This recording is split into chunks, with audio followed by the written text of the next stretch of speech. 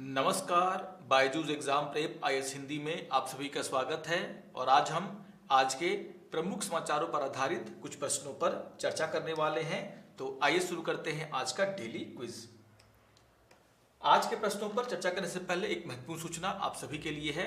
आप सभी को ध्यान में रखना है कि हमारे द्वारा नेशनल स्कॉलरशिप टेस्ट का आयोजन किया जा रहा है और यह जो टेस्ट है वह 24 मार्च को सुबह 11 बजे आयोजित किया जाएगा। तो आप सभी इस स्कॉलरशिप टेस्ट में भाग ले सकते हैं और यहाँ पर अच्छा मार्क्स लाने पर आपको 90% तक की जो छात्रवृत्ति है वो आपको प्राप्त हो सकती है। तो आपको सिर्फ ये करना है कि इस वीडियो के डिस्क्रिप्शन बॉक्स में जो लिंक दिया गया है आपको उसका उपयोग करना है और उसका उपयोग करके आप अपने आप को इस टेस्ट के लिए रजिस्टर कर सकते हैं और इस टेस्ट को दे करके 90% तक जो स्कॉलरशिप है वो प्राप्त कर सकते हैं। तो इसे आपको ध्यान में रखना है। आपको ये भी ध्यान में रखना है कि जो रजिस्ट्रेशन की आखिरी तारीख है वो 24 मार्च है और 24 मार्च को सुबह 6 बजे तक आप क्या कर सकते हैं, खुद को अपने इस टेस्ट के लिए रजिस्टर कर सकते हैं। तो ये सारी बातें आपको ध्यान में रखनी है। आइए आगे बढ़ते हैं और देख लेते हैं आज के प्रश्नों को। यहाँ पर क्वेश्चन नंबर 1 है, विधेयकों पर राज्यपाल की शक्ति के संबंध में निम्नलिखित में से कौन सा कथन सही है। और यहाँ पर आपको 2 कथन दिए गए हैं, पूछा जा रहा है इनमें से कौन सा कथन सही है। देख लेते हैं। पहला कथन क्या है कि राज्यपाल राज्य विधानमंडल द्वारा पारित किसी भी विधेयक को वापस कर सकता है। तो आप सभी जानते हैं जब हम पढ़ते हैं राज्यपाल की शक्ति एक विधेयक को लेकर के, तो अनुच्छेद 200 आप सभी को याद रखना है। और इसमें क्या कहा गया, एक राज्यपाल के पास कौन शक्ति है।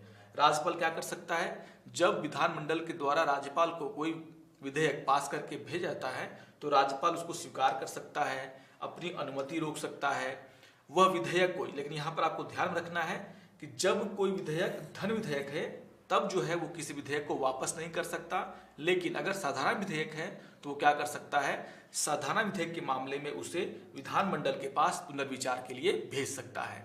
इसके अलावा जो चौथा पावर राष्ट्रपति के पास वो क्या है, इसके अलावा जो चौथा पावर राज्यपाल के पास वो क्या है कि वह किसी विधेयक को राष्ट्रपति के पास भेजने के लिए उसे अपने पास सुरक्षित रख सकता है। तो ये पावर यहाँ पर राज्यपाल के पास है। तो यहाँ पर ये कहना कि राज्यपाल किसी भी विधेयक को वापस कर सकता है, ये गलत है। राज्यपाल जो है धन विधेयक को वापस नहीं कर सकता। इसलिए यहाँ पर कथन 1 क्या हो जा रहा है आपका, गलत। आइए आगे बढ़ते हैं और देख लेते हैं कथन 2 को। कथन 2 क्या है, अनुमति रोकने की राज्यपाल की शक्ति पूर्ण है और इसे अदालत में चुनौती नहीं दी जा सकती। आपको ध्यान में रखना है कि अगर राज्यपाल किसी विधेयक को मान लीजिए अपने पास रोक लेता है तो यहाँ पर आपको ध्यान में रखना है कि सुप्रीम कोर्ट के निर्णय भी ये कहते हैं कि राज्यपाल जो है उसको अनिश्चित काल के लिए जो है अपने पास रोक करके नहीं रख सकता। यानी कि अगर लगता है कि राज्यपाल अनुचित कार्रवाई कर रहा है या फिर जो उसने विधेयक को अपने पास स्टे करके रखा हुआ है वो अनुचित है, तो यहाँ पर जो है सरकार न्यायालय में जो है उनके खिलाफ अपील कर सकती है। तो ये कहना कि शक्ति पूर्ण है ये जो है गलत है।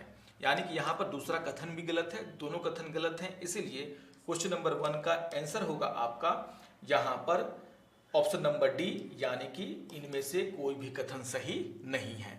तो इस तरह के क्वेश्चन लगातार पूछे जा सकते हैं क्योंकि राज्यपाल जो अभी चर्चा का विषय बने हुए हैं। और यहाँ पर आपको ध्यान में रखना है कि Karnataka governor returns amendments to endowment bill, इसको लेकर के अभी कर्नाटक सरकार और वहाँ के गवर्नर के बीच में अभी जो है तनातनी शुरू हो चुकी है। तो ये बातें आपको ध्यान में रखनी है। आइए देख लेते हैं क्वेश्चन नंबर 2 को। क्वेश्चन नंबर 2 क्या है, प्रमुख स्वतंत्रता सेनानी उषा मेहता के संबंध में निम्नलिखित कथनों पर विचार करें। और यहाँ पर आपको 3 कथन दिए गए हैं और पूछा जा रहा है इसमें से कौन सा कथन सही है। तो यहाँ पर कथन 1 क्या है कि उषा मेहता भारतीय राष्ट्रीय कांग्रेस की सदस्य थी और उन्होंने भारत छोड़ो आंदोलन में सक्रिय रूप से भाग लिया था। बिल्कुल सही बात है। जब हम बात करते हैं उषा मेहता की तो आपको ध्यान में रखना है कि उन्हीं के द्वारा वे कांग्रेस की सदस्य थी और उन्होंने जो भारत छोड़ो आंदोलन उसमें सक्रियता से क्या लिया था, भाग लिया था। तो यहाँ पर जो पहला कथन है वो तो पूरी तरीके से सही है। कथन 2 क्या है, उन्होंने स्वतंत्रता संग्राम के दौरान भूमिगत रेडियो प्रसारण कांग्रेस रेडियो के आयोजन में महत्वपूर्ण भूमिका निभाई थी। तो यही तो उनकी सबसे इंपॉर्टेंट बात है कि उषा मेहता के द्वारा कम उम्र होते हुए भी उन्होंने जब भारत छोड़ो आंदोलन में बड़े बड़े नेताओं को अंग्रेजों के द्वारा जेल के अंदर डाल दिया गया, तो उन्होंने इस आंदोलन को जिंदा रखने के लिए जो रेडियो प्रसारण है उसको चोरी छुपे शुरू किया, जिसने जो है काफी सारे लोगों को प्रेरित किया इस आंदोलन से जुड़ने के लिए। तो यहाँ पर दूसरा कथन भी सही है, बहुत ही इंपॉर्टेंट है ये। आइए देख लेते हैं तीसरे कथन को। तीसरा कथन क्या है? उषा मेहता ने बाद में संसद सदस्य के रूप में कार्य किया और स्वतंत्र भारत के विभिन्न मंत्री पदों पर कार्य किया। आपको ध्यान रखना है कि आज़ादी के बाद उनकी जो रुचि है वो पढ़ाई में थी और उन्होंने विश्वविद्यालय को ज्वाइन करके उन्होंने पढ़ाई के क्षेत्र में ही अपना पूरा का पूरा जीवन समर्पित कर दिया। तो यहाँ पर तीसरा कथन जो है क्या है? गलत है। तो तीसरा कथन गलत है, पहला और दूसरा कथन सही है, इसीलिए इसका आंसर क्या हो जाएगा? आपका ऑप्शन नंबर बी। तो क्वेश्चन नंबर 2 का आंसर क्या है? आपका ऑप्शन नंबर बी। पहला और दूसरा कथन क्या है? आपका सही है। तो इससे जुड़ा हुआ एक न्यूज द हिंदू में आया है, ए ब्रेव वॉइस, और यहीं पर जो है उनके बारे में चर्चा की गई है। तो काफी इंपॉर्टेंट सारे फैक्ट्स इसमें हैं जिसको कि आपको ध्यान में रखना है। आइए आगे बढ़ते हैं और देख लेते हैं क्वेश्चन नंबर 3 को। क्वेश्चन नंबर 3 क्या है कि जल शक्ति अभियान के संबंध में निम्नलिखित कथनों पर विचार करें। यहां पर आपको दिया गया है 2 कथन और पूछा जा रहा है दिए कथनों में से कौन सा कथन सही है। देख लेते हैं पहले कथन को। पहला कथन क्या है? भारत ने जल संरक्षण और वर्षा जल संचयन को बढ़ावा देने के लिए जल शक्ति अभियान शुरू किया। बिल्कुल सही बात है। आपको ध्यान रखना है कि जिस तरीके से भूजल का क्षरण हो रहा था और जिस तरीके से वर्षा का पानी बह करके नदियों में चला जा रहा था, वेस्ट हो जा रहा था, उसको देखते हुए क्या किया गया? इस योजना को शुरू किया गया, अभियान को शुरू किया गया। और इसके तहत जो है भारत के अलग अलग हिस्सों में और खास करके वैसे जिले जहां पर भूमिगत जल का स्तर काफी नीचे चला गया है, वहां पर इसको शुरू किया गया ताकि जल संरक्षण को बढ़ावा दिया जा सके और वर्षा के जल का संचयन को बढ़ावा दिया जा सके। तो पहला कथन तो यहाँ पर क्या है? बिल्कुल सही है। आइए देख लेते हैं दूसरे कथन को। दूसरा कथन क्या है कि जल शक्ति अभियान केवल शहरी क्षेत्रों पर केंद्रित है और ग्रामीण क्षेत्रों को कवर नहीं करता है। तो यहाँ पर आपको देखना है, जब हम बात करते हैं जल शक्ति अभियान की, तो याद रखिएगा कि ये जो योजना शुरू की गई थी, शुरुआत में 256 डिस्ट्रिक्ट, मतलब ऐसे डिस्ट्रिक्ट में शुरू की गई थी जहां पर जो वाटर लेवल है, ग्राउंड वाटर लेवल है खास करके, वो काफी नीचे चला गया है और वो शहरों में भी है, वो गांव में भी है। यहाँ पर आपको ध्यान रखना है कि इसमें बहुत सारे ब्लॉक को भी शामिल किया गया था। तो यहाँ पर ये कहना कि ये सिर्फ शहरों के लिए है, ये गलत है और इसलिए आप देखोगे कि यहाँ पर दूसरा कथन क्या हो जाता है? गलत। तो आप सभी को पता है कि इसका आंसर क्या होगा? इसका आंसर होगा आपका ऑप्शन नंबर सी। तो क्वेश्चन नंबर 3 का आंसर है आपका ऑप्शन नंबर सी, यानी कि पहला कथन सही है और दूसरा कथन क्या है? गलत है। तो काफी इंपॉर्टेंट अभियान है ये और आप सभी जानते हैं कि वर्ल्ड वाटर डे पर काफी सारे एडिटोरियल्स जो हैं आए हैं द हिंदू में और उसी को आधार बना करके ये क्वेश्चन आपके सामने रखा गया था। आइए देख लेते हैं क्वेश्चन नंबर 4 को। और क्वेश्चन नंबर 4 क्या है? विश्व जल विकास रिपोर्ट के संबंध में निम्नलिखित कथनों पर क्या कीजिए? विचार कीजिए। तो विश्व जल विकास रिपोर्ट, विश्व जल विकास रिपोर्ट, और 2 कथन दिए गए हैं और पूछा जा रहा है इसमें से कौन सा कथन सही है। देख लेते हैं।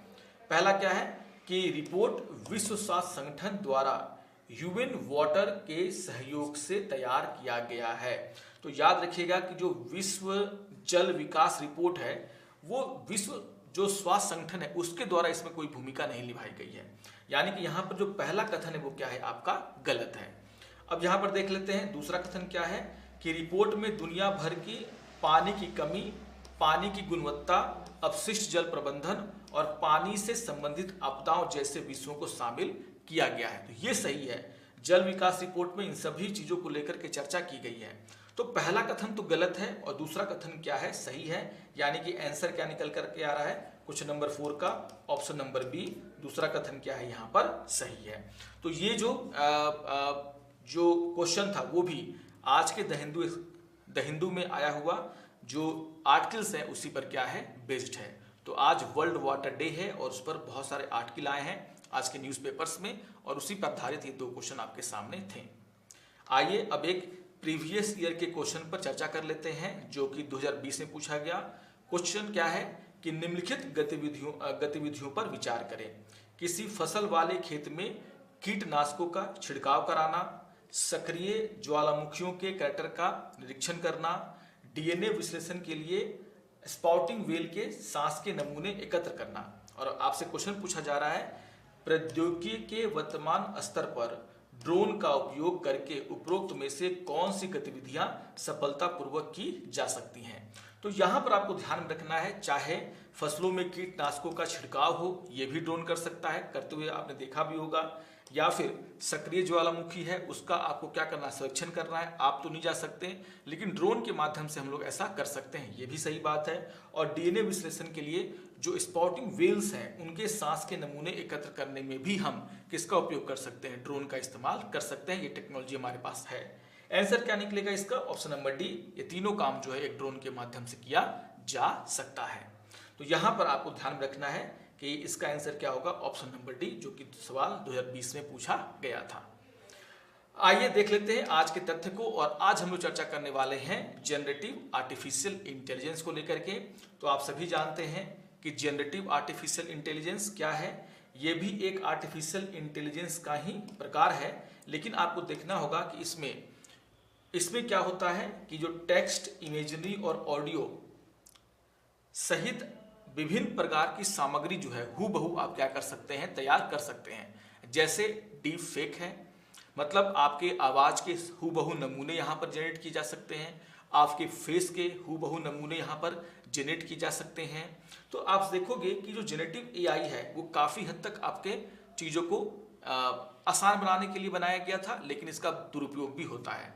तो आप देखोगे कि जो चैट जीपीटी है या फिर जो डीप फेक है वो इसके क्या हैं, अच्छे खासे एग्जाम्पल हैं। और जेनेटिव एआई का उपयोग काफ़ी सारा अच्छा भी है और काफ़ी सारा इसका गलत उपयोग भी है। आप समझ सकते हैं कि इसका उपयोग जो है संगीत और कला के क्षेत्र में किया जा सकता है, किसी संगीत और कला को बचाने के लिए, लेखन और पठन में किया जा सकता है। आपने देखा होगा कि आजकल बहुत सारे चैट बोट आ गए हैं, तो चैटिंग के लिए भी आप इसका इस्तेमाल कर सकते हैं। तो जेनेटिव एआई का बहुत सारा क्या है, उपयोग है, लेकिन इसका दुरुपयोग भी है। मतलब कि इसका दुरुपयोग सुरक्षा के दृष्टिकोण से देखा जाए तो आप क्या कर सकते हैं, किसी के भी हस्ताक्षर के नमूने का गलत इस्तेमाल कर सकते हैं, आवाज़ के नमूने का गलत इस्तेमाल कर सकते हैं। कॉपीराइट का इशू यहाँ पर बहुत उभर करके सामने आता है। तो कहने का मतलब है कि जो जेनेटिव एआई है उसके कई सारे जो उपयोग हैं, तो कई सारे इसके क्या हैं, गलत उपयोग भी हैं। तो ये सारी बातें आपको ध्यान में रखनी है। तो आशा करता हूं कि आप सभी को आज का डेली क्विज समझ में आया होगा, पसंद आया होगा। अगर आपको आज का ये सेशन अच्छा लगे तो आप जरूर इसको लाइक करेंगे, अपने कमेंट हमें देंगे, और जो चीज़ें मैंने आपको बताई हैं वो भी आप ध्यान में रखेंगे। तो मिलते हैं अगले सत्र में कुछ नए क्वेश्चंस के साथ। तब तक के लिए नमस्कार और धन्यवाद।